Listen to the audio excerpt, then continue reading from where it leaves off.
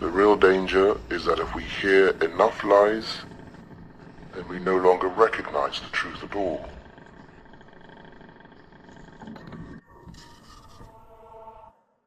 $1 নোটের দিকে যদি ভালো করে তাকান তবে পেছনের পিঠে দেখতে পাবেন একটি পিরামিড, আর তার মাথায় জ্বলজ্বল করছে একটি চোখ, দ্য অল সিইং আই বা সর্বদর্শী চোখ। নিচে ল্যাটিন ভাষায় লেখা নোভাস অর্ডো সেক্লোরাম, যার অর্থ যুগের নতুন ক্রম বা নিউ ওয়ার্ল্ড অর্ডার। আপনি কি কখনো ভেবেছেন কেন একটি সাধারণ মুদ্রায় এমন রহস্যময় প্রতীক থাকবে? ইন্টারনেটের আনাচে কানাচে, মিউজিক ভিডিওতে কিংবা হলিউডের সিনেমায় বারবার ঘুরে ফিরে আসে এই ত্রিভুজ আর চোখের চিহ্ন। অনেকেই বলেন এক ছায়া সরকার বা শ্যাডো গভর্নমেন্ট আড়াল থেকে পুরো পৃথিবী নিয়ন্ত্রণ করছে। আমেরিকার প্রেসিডেন্ট নির্বাচন থেকে শুরু করে মধ্যপ্রাচ্যের যুদ্ধ, শেয়ার বাজারের ধস থেকে শুরু করে মহামারীর প্রাদুর্ভাব, সবকিছুর পেছনে নাকি কলকাঠি নাড়ছে এই একটি গোপন সংস্থা, যাদের নাম দ্য ইলুমিনাতি। কিন্তু কারা এরা? তারা কি শয়তানের উপাসক নাকি অন্য কিছু? 1776 সালে জার্মানির এক অন্ধকার ঘরে বসে যে সংগঠনটি তৈরি হয়েছিল তা কি আজও বেঁচে আছে? বিয়ন্সে, জে-জি কিংবা লেডি গাগা এরা কি আসলে এই দলের সদস্য, নাকি ইলুমিনাতি কেবলই আমাদের কল্পনার তৈরি এক জুজুবুড়ি? ইতিহাসের ধুলো ছেয়ে আমরা প্রবেশ করব পৃথিবীর সবচেয়ে রহস্যময় সিক্রেট সোসাইটির অন্দরমহলে।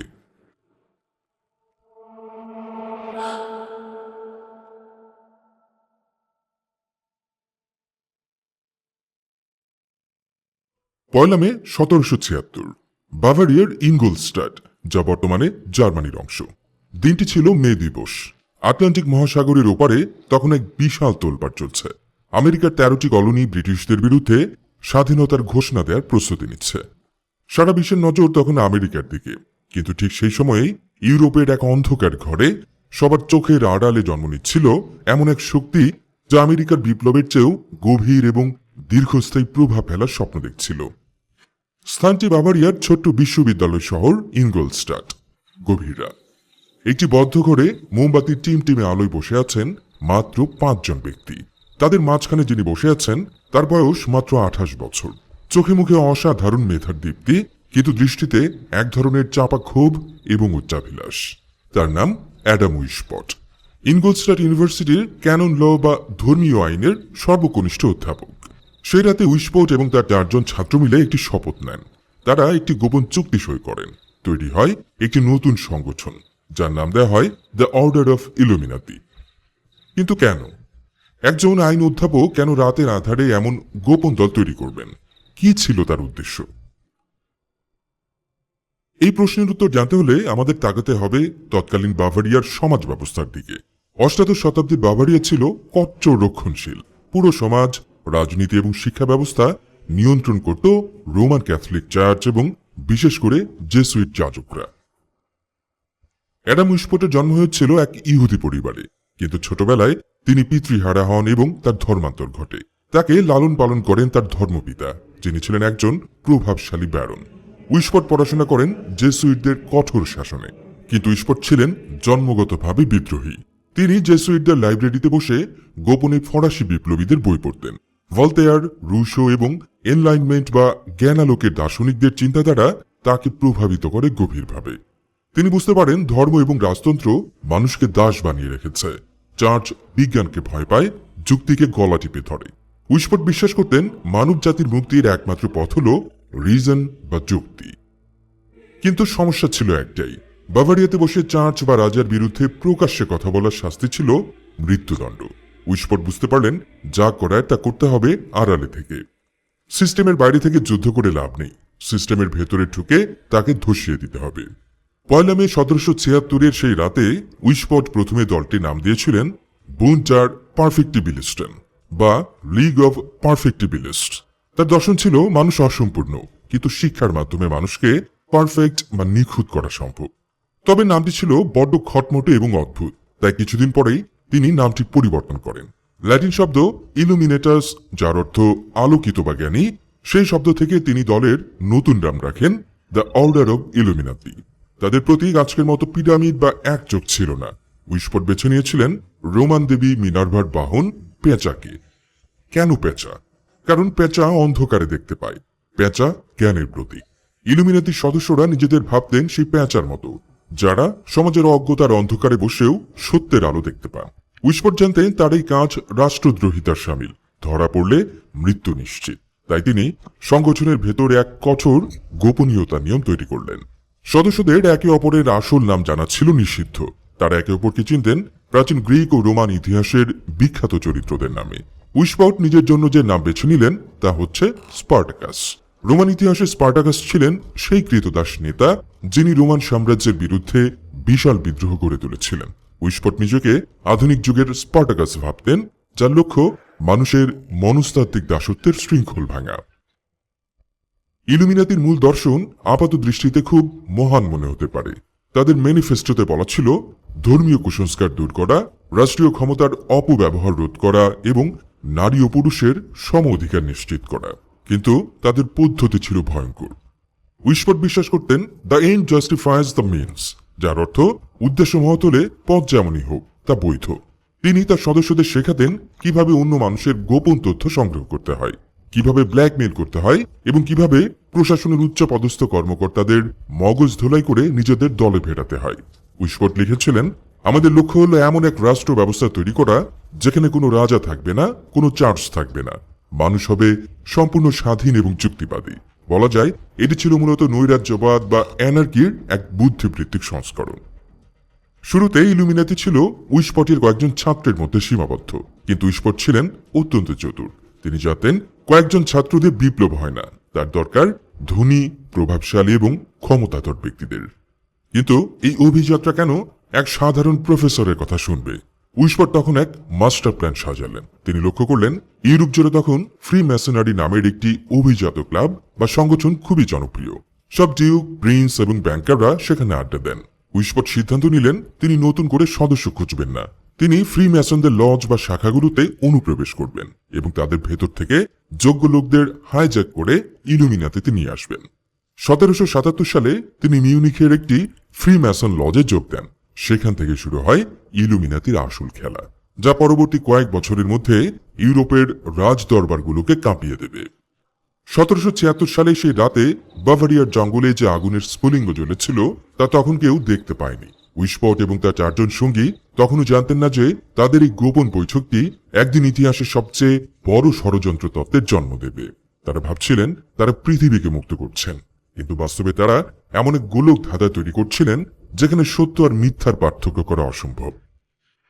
কিভাবে একজন সাধারণ আইনের অধ্যাপক ইউরোপের সবচেয়ে শক্তিশালী গুপ্তচর নেটওয়ার্ক গড়ে তুললেন এবং কিভাবে ব্যারন ভন নিগ নামের এক কূটনীতিকের আগমনে ইলুমিনাতি আন্তর্জাতিক রূপ নিল।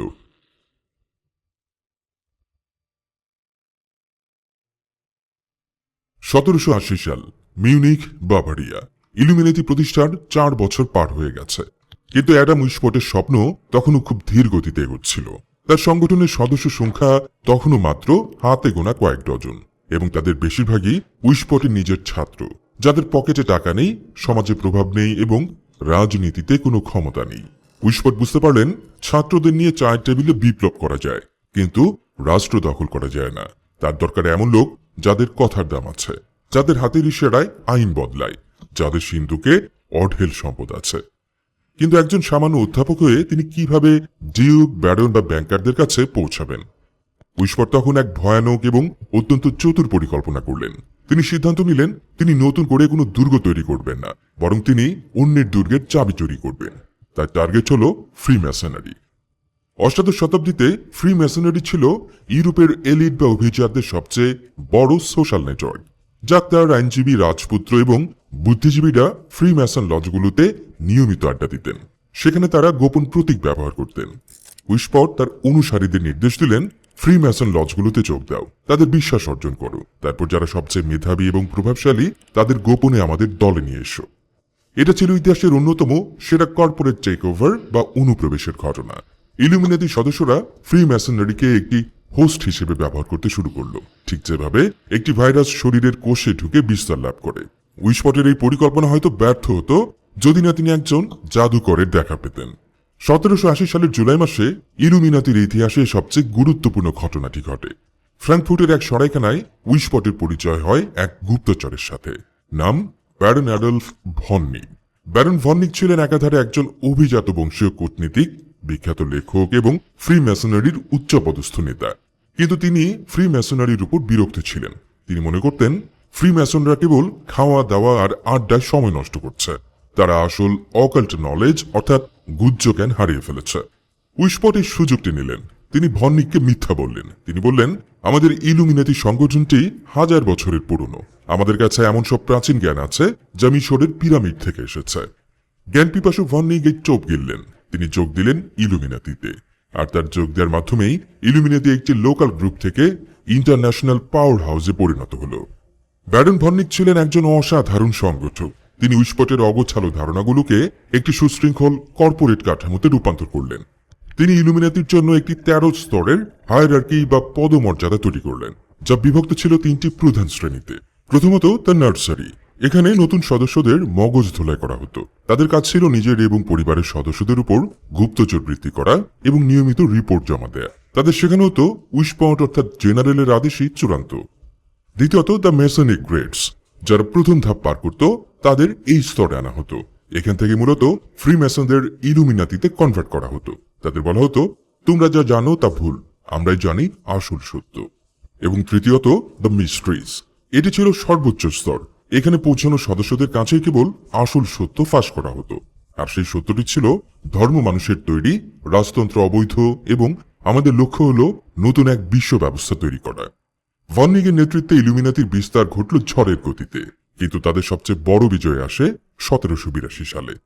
সে বছর জার্মানির উইলহেমসবাদে ইউরোপের সব ফ্রিমেসন নেতাদের এক বিশাল সম্মেলন বা কংগ্রেস অনুষ্ঠিত হয়। ব্যারন ভন্নিক সেখানে উপস্থিত ছিলেন। তিনি তার বাগ্মিতা এবং ব্যক্তিত্ব দিয়ে উপস্থিত ফ্রিমেসন নেতাদের মুগ্ধ করে ফেললেন। তিনি বোঝাতে সক্ষম হলেন যে ইলুমিনাতি হল ফ্রিমেসনারির পরবর্তী এবং উন্নত সংস্করণ। ফলাফল, শত শত ফ্রিমেসন লজ তাদের আনুগত্য পরিবর্তন করে ইলুমিনাতির ছায়াতলে চলে এলো। ইলুমিনাতির জন্য এটি ছিল এক বিশাল অর্জন। 1784 সালের মধ্যে ইলুমিনাতির সদস্য সংখ্যা 2000 থেকে 3000-এ পৌঁছে যায়। কিন্তু তাদের ক্ষমতা কেবল সংখ্যায় সীমাবদ্ধ ছিল না, কারণ যেসব মানুষ ইলুমিনাতির সদস্য হয়েছিল তারা কেবল বিখ্যাতই ছিলেন না, ছিলেন ব্যাপক প্রভাবশালী। যেমন বিখ্যাত জার্মান কবি ইয়োহান ভলফগ্যাং ফন গোটে, দার্শনিক Johann Gottfried Herder, Duke of Gotha এবং ডিউক অব ব্রান্সউইকের মতো শাসকরা। সেই সাথে ইউরোপের বড় বড় সব ব্যাংকাররা। পরিস্থিতি এমন দাঁড়ালো যে বাভারিয়ার সরকারি অফিস, আদালত এবং বিশ্ববিদ্যালয়গুলোর প্রতিটি গুরুত্বপূর্ণ পদে একজন করে ইলুমিনাতি সদস্য বসেছিল। উইসপট গর্ব করে তার এক চিঠিতে লিখেছিলেন, রাজারা ভাবে তারা দেশ চালাচ্ছে, কিন্তু তারা জানে না তাদের কলম দিয়ে আমরাই সই করাচ্ছি। কিন্তু অত্যধিক ক্ষমতা আর অহংকারী শেষমেশ পতনের কারণ হয়ে দাঁড়ালো। উইসপট ছিলেন এক নায়কতান্ত্রিক। তিনি চাইতেন সবাই তার কথায় উঠবস করুক। অন্যদিকে ব্যারন ভন্নিক ছিলেন স্বাধীন চেতা এবং অভিজাত। তিনি উইসপটের এই কন্ট্রোল ফ্রিক স্বভাব মেনে নিতে পারলেন না। সংগঠনের ভেতরে শুরু হলো দুই নেতার স্নায়ুযুদ্ধ। উইসপট বললেন নিক ধর্মকে বেশি গুরুত্ব দিচ্ছে, আর নিক বললেন উইসপট একজন স্বৈরাচারী পাগল। এই অভ্যন্তরীণ কোন্দল যখন চরমে, ঠিক তখনই তাদের একটি গোপনীয় চিঠি ভুল হাতে পড়ে যায়। আর সেই একটি চিঠি বাভারিয়ার রাজার কাছে ফাঁস করে দেয় তার নাকের জগাতেই কিভাবে তার কবর খোঁড়া হচ্ছে। কিভাবে ফাঁস হল সে চিঠি এবং বজ্রপাতের আঘাতে এক বার্তাবাহকের মৃত্যু কিভাবে ইলুমিনাতির গোপন দলিল প্রকাশ করে দিল।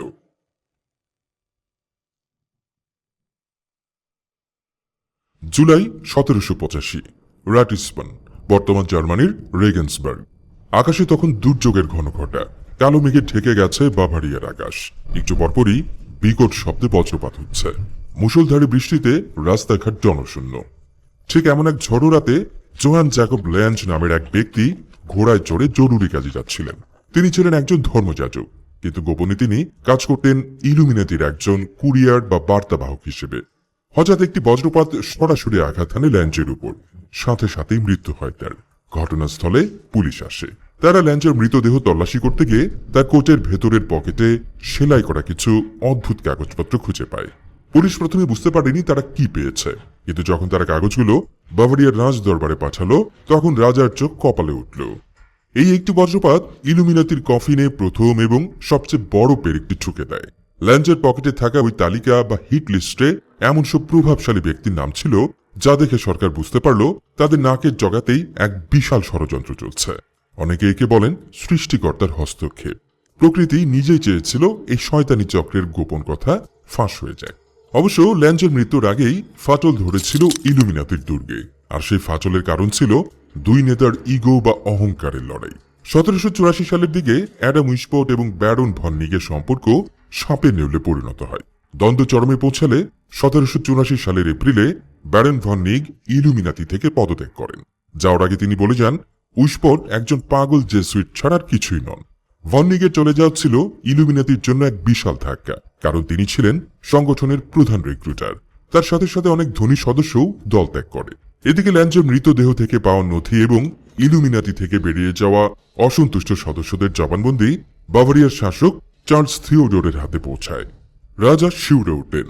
তিনি দেখলেন তার নিজের সভাসদ, নিজের উপদেষ্টা, এমনকি তার পরিবারের লোকজনও এই গোপন দলের সদস্য। তিনি বুঝতে পারলেন এটি কোনো সাধারণ ক্লাব নয়, এটি দারুণ প্রভাবশালী এক সংগঠন। 22 জুন 1784 রাজা প্রথম ডিক্রি বা আদেশ জারি করলেন, বাভারিয়ায় সব ধরনের সিক্রেট সোসাইটি নিষিদ্ধ। এরপর 1785 সালের 2রা মার্চ দ্বিতীয় ডিক্রিতে সরাসরি ইলুমিনাতির নাম উল্লেখ করে তাদের সম্পত্তি বাজেয়াপ্ত করার নির্দেশ দেওয়া হলো। শুরু হলো পুলিশের চিরুনি অভিযান বা ক্র্যাকডাউন। পুলিশ ইলুমিনাতির অন্যতম শীর্ষ নেতা জেভিয়ার ভন জাওয়াকের বাড়িতে হানা দিল। জাওয়াকের বাড়ি থেকে উদ্ধার করা গোপন নথিগুলো সরকার জনসমক্ষে প্রকাশ করে দেয়। পরিস্থিতি বেগতিক দেখে অ্যাডাম উইসপট বুঝলেন ইনগোলস্টাটে থাকা নিরাপদ নয়। তার মাথার দাম ঘোষণা করা হয়েছে, তাকে যে কোনো মুহূর্তে গ্রেপ্তার করে মৃত্যুদণ্ড দেওয়া হবে। 1785 সালের এক অন্ধকার রাতে অ্যাডাম উইসপট তার স্ত্রী এবং সন্তানদের রেখে বাভারিয়া থেকে পালিয়ে যান। তিনি সীমান্ত পার হয়ে আশ্রয় নেন গোথা নামের এক শহরে। সেখানকার ডিউক আর্নেস্ট, যিনি গোপনে ইলুমিনাতির প্রতি সহানুভূতিশীল ছিলেন, তাকে আশ্রয় দেন। উইসপট তার বাকি জীবন, অর্থাৎ আরো 40 বছর, একজন পলাতক হিসেবে কাটিয়েছেন। তিনি আর কখনো কোনো গোপন সংগঠন তৈরি করার সাহস পাননি। তিনি কেবল বই লিখে নিজেকে নির্দোষ প্রমাণের চেষ্টা করেছেন। 1830 সালে মৃত্যু হয় তার। এদিকে বাভারিয়ার সরকার ইলুমিনাতিকে শেকড় শুদ্ধ উপড়ে ফেলার জন্য 1787 সালে তৃতীয় এবং চূড়ান্ত ডিক্রি জারি করে। ঘোষণা করা হয়, কেউ যদি ইলুমিনাতির সদস্য হিসেবে প্রমাণিত হয় বা নতুন সদস্য সংগ্রহ করে, তবে তার শাস্তি হবে সরাসরি শিরোচ্ছেদ। এই কঠোর আদেশের পর ইলুমিনাতির প্রকাশ্য কার্যক্রম পুরোপুরি বন্ধ হয়ে যায়। সদস্যরা ভয়ে আত্মগোপন করে, নয়তো নাম পাল্টে ফেলে। 1787 সালের পর ইতিহাসের পাতায় অর্ডার অফ ইলুমিনাতির আর কোনো অস্তিত্ব পাওয়া যায় না। কিন্তু ইতিহাসবিদরা একটি অদ্ভুত বিষয় লক্ষ্য করেন। ইলুমিনাতি ধ্বংস হওয়ার মাত্র 2 বছর পর 1789 সালে ফ্রান্সে এক বিশাল বিপ্লব শুরু হয়, ফরাসি বিপ্লব, যেখানে স্লোগান ছিল স্বাধীনতা, সাম্য, মৈত্রী, যা অদ্ভুতভাবে ইলুমিনাতির দর্শনের সাথে মিলে যায়। ষড়যন্ত্র তাত্ত্বিকরা প্রশ্ন তোলেন, উইসপট কি আসলে পালিয়ে গিয়েছিলেন, নাকি তিনি আড়ালে থেকে তার কার্যক্রম বাভারিয়া থেকে সরিয়ে ফ্রান্সে নিয়ে গিয়েছিলেন? ইলুমিনাতি কি ধ্বংস হয়েছিল, নাকি তারা কেবল তাদের খোলস বদলে নতুন রূপে আবির্ভূত হয়েছিল? 14 জুলাই 1789 ফ্রান্সের প্যারিস। বাভারিয়াতে ইলুমিনাতি নিষিদ্ধ হওয়ার মাত্র 4 বছর পরের ঘটনা। প্যারিসের রাজপথে তখন রক্তের বন্যা। ক্ষুব্ধ জনতা ঐতিহাসিক বাস্তিল দুর্গ ভেঙে চুরমার করে দিচ্ছে। 1000 বছরের পুরনো ফরাসি রাজতন্ত্র তাসের ঘরের মতো ভেঙে পড়ছে। রাজা ষোড়শ লুই এবং রানী মেরি অ্যান্টোনেটের গর্দানে নেমে আসছে গিলোটিনের ধারালো ফলা। ইউরোপের রাজারা স্তম্ভিত।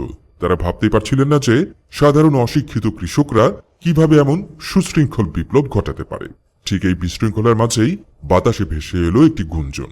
লোকেরা বলাবলি করতে শুরু করলো, এটা সাধারণ মানুষের কাজ নয়, এর পেছনে কোনো অদৃশ্য হাত আছে। কারা এই অদৃশ্য হাত? সবার আঙুল উঠল সেই মৃত বা নিষিদ্ধ ঘোষিত সংগঠনটির দিকে, দ্য ইলুমিনাতি। কিন্তু প্রশ্ন হলো, 1787 সালে যে সংগঠন বাভারিয়াতে ধ্বংস হয়ে গেছে বলে দাবি করা হয়েছিল, তারা 1789 সালে প্যারিসে আগুন জ্বালালো কিভাবে? ফরাসি বিপ্লবের নেতৃত্বে ছিল একটি চরমপন্থী রাজনৈতিক দল, যাদের নাম জ্যাকোবিন ক্লাব। এরাই বিপ্লবের সময় ফ্রান্সে ত্রাসের রাজত্ব কায়েম করেছিল। তাদের নেতা ম্যাক্সিমিলিয়ান রোবেসপিয়ার হাজার হাজার মানুষকে গিলোটিনে ফেলে হত্যা করেছিলেন। ষড়যন্ত্র তাত্ত্বিকরা দাবি করেন, এই জ্যাকোবিনরা আসলে ছিল ইলুমিনাতির ফরাসি সংস্করণ। কারণটা লক্ষ্য করুন। প্রথমত, উইসপটের ইলুমিনাতি এবং জ্যাকোবিন উভয়ের মূল লক্ষ্য ছিল রাজতন্ত্র, চার্চের ধ্বংস এবং যুক্তিবাদী রাষ্ট্রের প্রতিষ্ঠা। তৃতীয়ত, বিপ্লবের অন্যতম নায়ক মিরাবো বাভারিয়াতে থাকাকালীন ইলুমিনাতির সংস্পর্শে এসেছিলেন বলে প্রমাণ পাওয়া যায়। ধারণা করা হয় তিনি ফ্রান্সে ফিরে ইলুমিনাতির মডেল অনুকরণ করেই গোপন বিপ্লবী দল গঠন করেছিলেন। এমনকি ফরাসি বিপ্লবের পর ডিক্লারেশন অফ হিউম্যান রাইটসের যে ছবি প্রকাশ করা হয় তার একদম উপরে আঁকা ছিল দ্য অল সিইং আই বা পিরামিডের মাথায় সেই চোখ। এটিকে শুধুই কাকতালীয় নাকি উইশপটের স্পার্টাকাস মতবাদ প্যারিসের রাস্তায় বাস্তবায়িত হচ্ছিল? 1797 সালে অগাস্টিন বারুয়েল নামের একজন ফরাসি জেসুইট যাজক একটি বই লেখেন, মেমোয়ার্স ইলাস্ট্রেটিং দ্য হিস্ট্রি অব জ্যাকোবিনিজম। বিপ্লবের সময় তিনি ফ্রান্সে ছিলেন এবং নিজের চোখে রাজতন্ত্রের পতন দেখেছিলেন। তিনি বিশ্বাস করতেন এটি শয়তানের কাজ। এই বইয়ে তিনি সরাসরি দাবি করেন ফরাসি বিপ্লব স্বতঃস্ফূর্ত কোনো ঘটনা নয়, এটি ছিল একটি দীর্ঘমেয়াদী এবং সুপরিকল্পিত ষড়যন্ত্র। বাভারিয়ান ইলুমিনাতি, ফ্রি মেসন এবং জ্যাকোবিনরা মিলে একজোট হয়ে এই ঘটনা ঘটিয়েছে। বারুয়েল দাবি করেন উইশপট আড়ালে থেকে পুরো ইউরোপ ধ্বংসের ছক কষছেন। প্রায় একই সময়ে স্কটল্যান্ডে বসে জন রবিনসন নামের এক বিখ্যাত পদার্থবিজ্ঞানী এবং গণিতবিদ আরেকটি বোমা ফাটান। তার বইয়ের নাম proofs of A conspiracy. Robinson দাবি করেন তিনি নিজে একসময় ফ্রি মেসন ছিলেন এবং তিনি দেখেছেন কিভাবে ইলুমিনাতির চরেরা ফ্রি মেসন লজগুলো হাইজ্যাক করেছে। তিনি লেখেন, ইলুমিনাতি ধ্বংস হয়নি, তারা কেবল মাটির নিচে চলে গেছে। তাদের লক্ষ্য এখন সমস্ত ধর্মীয় প্রতিষ্ঠান এবং সরকারকে ধ্বংস করে একটি গ্লোবাল রিপাবলিক বা বিশ্ব সরকার গঠন করা। এই দুটি বই ইউরোপ এবং আমেরিকায় বেস্ট সেলার হয়ে যায়। মানুষ প্রথমবারের মতো কনস্পিরেসি থিওরি বা ষড়যন্ত্র তত্ত্বে বিশ্বাস করতে শুরু করে। তারা ভাবতে শুরু করে আমরা যা দেখছি তা সত্য নয়, সত্য লুকিয়ে আছে পর্দার আড়ালে। 1798 সালে বারুয়েল এবং রবিনসনের বইয়ের প্রভাব আটলান্টিক মহাসাগর পাড়ি দিয়ে পৌঁছে যায় আমেরিকায়। সে বছর আমেরিকায় এক অদ্ভুত আতঙ্ক ছড়িয়ে পড়ে, যা ইতিহাসে দ্য ইলুমিনাতি স্কেয়ার নামে পরিচিত। আমেরিকার রক্ষণশীল যাজকরা প্রচার করতে শুরু করেন যে থমাস জেফারসন এবং তার দল ইলুমিনাতির সদস্য। তারা দাবি করেন জেফারসন আমেরিকায় নাস্তিকতা এবং ফরাসি স্টাইলের বিপ্লব আনতে চান। পরিস্থিতি এতটাই ঘোলাটে হয় যে স্বয়ং জর্জ ওয়াশিংটনকে এই নিয়ে কথা বলতে হয়েছিল। 1798 সালে লেখা এক চিঠিতে ওয়াশিংটন স্বীকার করেন যে তিনি ইলুমিনাতির মতবাদ সম্পর্কে জানেন। তিনি লেখেন, আমি সন্দেহ করি না যে ইলুমিনাতির মতবাদ এবং জ্যাকোবিনদের নীতি আমেরিকায় ছড়িয়ে পড়েছে, কিন্তু আমি বিশ্বাস করি না যে তারা আমাদের সরকারকে উৎখাত করতে সক্ষম। জর্জ ওয়াশিংটনের এই চিঠিটি আজও ষড়যন্ত্রতাত্ত্বিকদের কাছে এক পবিত্র দলিলের মতো। তারা বলেন, দেখুন, খোদ ওয়াশিংটন স্বীকার করেছেন ইলুমিনাতি আছে। কিন্তু আধুনিক ইতিহাসবিদরা কি বলেন? অনেকের মতে অগাস্টিন বারুয়েল এবং জন রবিনসন মূলত স্কেপগোট বা বলির পাঠা খুঁজছিলেন। রাজা এবং চার্চ মেনে নিতে পারছিল না যে সাধারণ অভুক্ত জনগণ তাদের বিরুদ্ধে বিদ্রোহ করেছে, তাই তারা নিজেদের ব্যর্থতা ঢাকার জন্য একটি কাল্পনিক ভিলেন তৈরি করেছিল। তারা বলতে চেয়েছিল জনগণ আমাদের ঘৃণা করে না, ওই শয়তান ইলুমিনাতি তাদের উস্কে দিয়েছে। অর্থাৎ ফরাসি বিপ্লব ছিল ক্ষুধা এবং দারিদ্র্যের ফল, কিন্তু ইলুমিনাতির মিথ সেটিকে এক আন্তর্জাতিক ষড়যন্ত্রের তকমা দিয়ে দেয়। 1789 থেকে 1800 সাল, এই সময়টাতেই আসল ইলুমিনাতি অর্থাৎ উইশপটের দল হারিয়ে যায় আর জন্ম নেয় মিথিক্যাল ইলুমিনাতি। অ্যাডাম উইশপট 1830 সালে মারা যান, কিন্তু বারুয়েল এবং রবিনসনের বইগুলো ইলুমিনাতিকে অমর করে দেয়। মানুষ বিশ্বাস করতে শুরু করলো ইলুমিনাতি এমন এক শক্তি যা কখনো মরে না, তারা ছায়া হয়ে আমাদের সাথে আছে, তারা সরকার চালায়, তারা যুদ্ধ বাঁধায়। কিন্তু এই রাজনৈতিক জুজুবুরি কিভাবে বিংশ শতাব্দীতে এসে পপ কালচার, মিউজিক ভিডিও এবং হলিউড সিনেমার অংশে পরিণত হলো? কিভাবে পিরামিড আর এক চোখের সাইন হয়ে উঠল আধুনিক ইলুমিনাতির ট্রেডমার্ক?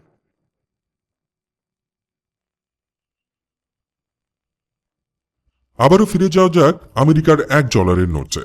নোটের উল্টো পিঠে রয়েছে একটি অদ্ভুত নকশা, একটি অসমাপ্ত পিরামিড যার 13টি ধাপ, আর পিরামিডের ঠিক উপরে শূন্যে ভাসছে একটি জলজলে চোখ, দ্য অল সিইং আই বা সর্বদর্শী চোখ। নিচে ল্যাটিন ভাষায় লেখা নোভাস অর্ডো সেক্লোরাম। ষড়যন্ত্রতাত্ত্বিকরা এর অনুবাদ করেন নিউ ওয়ার্ল্ড অর্ডার বা নতুন বিশ্ব ব্যবস্থা। 1776 সালে বাভারিয়ার ডঙ্গলে জন্ম নেয়া একটি সংগঠন কিভাবে আমেরিকার জাতীয় মুদ্রায় জায়গা করে নিল? তবে কি আমেরিকা দেশটি ইলুমিনাতি প্রজেক্ট? আমেরিকার ফাউন্ডিং ফাদাররা কি গোপনে উইশপটের অনুসারী ছিলেন? ইন্টারনেটের যুগে এই প্রশ্নগুলোই দাবানলের মতো ছড়িয়ে পড়েছে। আজকের দিনে ইলুমিনাতি আর কোনো ইতিহাসের বিষয় নয়, এটি এখন আমাদের দৈনন্দিন বিনোদন, রাজনীতি এবং আতঙ্কের অংশ। আসুন ডলারের নোটের রহস্যটি আগে ভেদ করা যাক। ইতিহাস বলছে এই গ্রেট সিল বা নকশাটি চূড়ান্ত করা হয়েছিল 1782 সালে। আর ইলুমিনাতি গঠিত হয়েছিল 1776 সালে। সময়ের হিসেবে কাছাকাছি মনে হলেও বাস্তবতা ভিন্ন। প্রথমত চোখ। এই চোখটি আসলে আই অফ প্রভিডেন্স। এটি সৃষ্টিকর্তার সর্বদ্রষ্টা চোখ, যা মধ্যযুগ থেকেই খ্রিস্টান শিল্পকলায় ব্যবহৃত হয়ে আসছে। দ্বিতীয়ত পিরামিড এখানে শক্তি এবং স্থায়িত্বের প্রতীক, আর 13টি ধাপ আমেরিকার 13টি আদি কলোনিকে নির্দেশ করে। তৃতীয়ত ল্যাটিন বাক্য নোভাস অর্ডার সেক্লোরামের সঠিক অর্থ নিউ ওয়ার্ল্ড অর্ডার নয়, এর অর্থ new order of the ages বা যুগের নতুন ক্রম। এটি আমেরিকার স্বাধীনতার মাধ্যমে নতুন যুগের সূচনাকে নির্দেশ করে। কিন্তু 1935 সালে যখন প্রেসিডেন্ট ফ্রাঙ্কলিন ডি রুজভেল্ট, যিনি একজন ফ্রি মেসন ছিলেন, এই প্রতীকটি ডলারের নোটে যুক্ত করেন, তখনই ষড়যন্ত্রতাত্ত্বিকরা 2-2 4 মেলাতে শুরু করেন। তারা দাবি করেন এটি ছিল ইলুমিনাতির বিশ্ব দখলের সিগন্যাল। বিংশ শতাব্দীর শেষ দিকে এবং একবিংশ শতাব্দীর শুরুতে ইলুমিনাতি মিথ এক নতুন মোড় নেয়। এবারের মঞ্চ হয় হলিউড এবং মিউজিক ইন্ডাস্ট্রি। আপনি নিশ্চয়ই দেখেছেন বিয়ন্সে, জে-জি, লেডি গাগা বা রিয়ানা তাদের মিউজিক ভিডিও বা কনসার্টে হাতের আঙুল দিয়ে একটি ত্রিভুজ বা ডায়মন্ড আকৃতি তৈরি করছেন, কিংবা এক চোখ হাত দিয়ে ঢেকে রাখছেন। ইন্টারনেটের গোয়েন্দারা দাবি করেন জে-জির রক নেশনের সাইন আসলে ইলুমিনাতির পিরামিড। তিনি নাকি শয়তানের কাছে আত্মা বিক্রি করে এই খ্যাতি পেয়েছেন। লেডি গাগার অদ্ভুত সব পোশাক এবং এক চোখ দেখানোর ভঙ্গি ইলুমিনাতির মাইন্ড কন্ট্রোলের প্রতীক। বলা হয় সিআইএর গোপন প্রজেক্ট MK আল্ট্রার মাধ্যমে সেলিব্রিটিদের মগজ ধোলাই করে তাদের ইলুমিনাতির পুতুল বানানো হয়েছে। কিন্তু বাস্তবতাটা কি জানেন? এটি হলো বিশুদ্ধ মার্কেটিং। জে-জি বা বিয়ন্সে খুব ভালো করে জানেন যে বিতর্ক বা কন্ট্রোভার্সি বিক্রি হয়। তারা জানেন তারা যদি একটু রহস্যময় আচরণ করেন, তবে মানুষ তাদের নিয়ে কথা বলবে, ইউটিউবে ভিডিও বানাবে, আর দিন শেষে লাভবান হবে তাদেরই ব্র্যান্ড। তারা ইলুমিনাতির সদস্য নন, তারা ইলুমিনাতি মিথকে ট্রল করছেন এবং তা থেকে টাকা কামাচ্ছেন। সেলিব্রিটিদের বাদ দিলে ইলুমিনাতি তত্ত্বের সবচেয়ে ভয়ঙ্কর দিকটি হল নিউ ওয়ার্ল্ড অর্ডার। এই তত্ত্ব অনুযায়ী বিশ্বের শীর্ষ ধনী এবং ক্ষমতাধর ব্যক্তিদের একটি গোপন গ্রুপ আড়াল থেকে পৃথিবীকে নিয়ন্ত্রণ করছে। এদের বলা হয় আধুনিক ইলুমিনাতি। এদের মধ্যে বিল গেটস, রথচাইল্ড পরিবার, রকফেলার পরিবার এবং ব্রিটিশ রাজ পরিবারের নামও রয়েছে। তাদের কথিত এজেন্ডাগুলো শুনলে গায়ের লোম দাঁড়িয়ে যায়। যেমন পৃথিবীর সব দেশের সীমানা মুছে দিয়ে একটি মাত্র সরকার গঠন করা, যা তারা নিয়ন্ত্রণ করবে। তাদের মতে পৃথিবীর সম্পদ সীমিত, তাই কৃত্রিম ভাইরাস, মহামারী বা টিকার মাধ্যমে পৃথিবীর জনসংখ্যা কমিয়ে 500 মিলিয়নে নামিয়ে আনতে হবে। জর্জিয়া গাইডস্টোনস নামক একটি মনুমেন্টে এই কথাটি খোদাই করা ছিল, যা এই তত্ত্বের আগুনে ঘি ঢেলেছে। এছাড়া সব কাগজের টাকা বাতিল করে ডিজিটাল কারেন্সি চালু করা, যাতে তারা প্রতিটি মানুষের প্রতিটি লেনদেন ট্র্যাক করতে পারে। সুইজারল্যান্ডের দাভোস শহরে অনুষ্ঠিত ওয়ার্ল্ড ইকোনমিক ফোরাম বা বিল্ডারবার্গ গ্রুপের গোপন মিটিংগুলোকে তাত্ত্বিকরা এই নিউ ওয়ার্ল্ড অর্ডারের আতুর ঘর বলে মনে করেন। এখন সবচেয়ে বড় প্রশ্ন, ইলুমিনাতি কি আজও সক্রিয়? তারা কি আসলে বিশ্ব নিয়ন্ত্রণ করে? উত্তর হলো না এবং হ্যাঁ। না হওয়ার কারণ 1776 সালের সেই বাভারিয়ান ইলুমিনাতি এবং অ্যাডাম উইসপোর্টের সংগঠন অনেক আগে ধ্বংস হয়ে গেছে। শয়তানের পূজা করা কোনো আলখেল্লা পড়া গোপন দল মাটির নিচে বসে বিশ্ব চালাচ্ছে না। আর হ্যাঁ হওয়ার কারণ পৃথিবীতে গ্লোবাল এলিট বা একটি ধনিক শ্রেণী আসলেই আছে। তারা আসলেই দাভোসে মিটিং করে, তারা আসলেই লবিং করে তাদের ব্যবসার সুবিধার্থে দেশের আইন পরিবর্তন করে। তারা তেলের দাম, ওষুধের দাম বা যুদ্ধের নীতি নির্ধারণে প্রভাব ফেলে। কিন্তু একে ইলুমিনাতি বলাটা ভুল হবে। এর আসল নাম আনচেকড ক্যাপিটালিজম, অর্থাৎ অনিয়ন্ত্রিত পুঁজিবাদ এবং ভূরাজনীতি। তারা শয়তানের উপাসনা করে না, তারা উপাসনা করে ক্ষমতার এবং টাকার। তাদের কোনো গোপন এজেন্ডা নেই, তাদের এজেন্ডা খুবই পরিষ্কার, আরো সম্পদ, আরো ক্ষমতা। তাহলে মানুষ কেন ইলুমিনাতি নিয়ে এত মাতামাতি করে? মনস্তাত্ত্বিকরা বলেন পৃথিবীটা খুব বিশৃঙ্খল বা ক্যালটিক। এখানে হুট করে একটা ভাইরাস এসে লাখ লাখ মানুষ মেরে ফেলে, হুট করে শেয়ার বাজার ধসে পড়ে। মানুষের মন এই আকস্মিকতা বা র্যান্ডমনেস মেনে নিতে পারে না। মানুষ বিশ্বাস করতে চায় যে কেউ না কেউ নিশ্চয়ই স্টিয়ারিং হুইলে বসে আছে, হোক না সে শয়তান, তবুও তো একজন চালক আছে। চালক থাকলে মনে হয় পরিস্থিতির উপর কারো না কারো নিয়ন্ত্রণ আছে। ইলুমিনাতি হলো আমাদের সেই মনস্তাত্ত্বিক সান্ত্বনা, যা আমাদের এই বিশৃঙ্খল পৃথিবীতে একটি কাল্পনিক শৃঙ্খলার গল্প শোনায়। এটি আমাদের ব্যর্থতা, আমাদের দারিদ্র্য এবং আমাদের অসহায়ত্বের জন্য কাউকে দায়ী করার সুযোগ করে দেয়। অ্যাডাম উইসপোর্ট মারা গেছেন প্রায় 200 বছর আগে। তার সেই দলটি ইতিহাসের আস্থা করে হারিয়ে গেছে, কিন্তু তিনি যে আইডিয়া বা ধারণা রেখে গেছেন তা আজও অমর। যতদিন পৃথিবীতে বৈষম্য থাকবে, যতদিন গুটি কয়েক মানুষের হাতে পৃথিবীর অধিকাংশ সম্পদ থাকবে, এবং যতদিন সাধারণ মানুষ তাদের ভাগ্য নিয়ে অসহায় বোধ করবে ততদিন ইলুমিনাতির মিথ বেঁচে থাকবে। পিরামিডের ওপরের চোখটি হয়তো আমাদের দেখছে না, কিন্তু আমরা সেই চোখের দিকে তাকিয়েই আমাদের নিজেদের ভয়ের প্রতিফলন দেখছি।